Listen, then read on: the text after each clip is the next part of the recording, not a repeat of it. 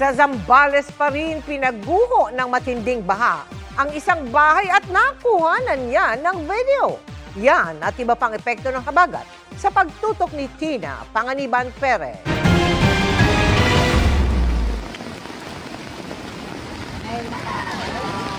Unti-unting gumuho ang bahagi ng bahay na ito sa bayan ng San Marcelino sa Zambales. Sa gitna yan ng rumaragas ang baha, kasunod ng halos tuloy-tuloy na buhos ng ulan na nagpaapaw sa ilog. Mabuti na lang at agad nakalika sa ligtas na lugar ang mga nakatira rito, ayon sa San Marcelino Public Information Office. Ipinagpaliban naman ng San Marcelino LGU at iba pang ahensya ang nakatakdang pamamahagi ng ayuda sa Barangay Santa Fe ngayong Biyernes. Hindi na kasi kayang tawirin ng mga sasakyan ang matinding agos ng ilog na may kasama pang lahar.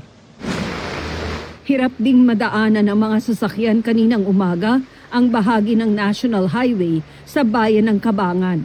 Nagmistulang ilog ito sa taas ng tubig baha. Inirekomenda naman ng Provincial Disaster Risk Reduction and Management Council ang pagdedeklara ng state of calamity sa buong lalawigan ng Occidental Mindoro.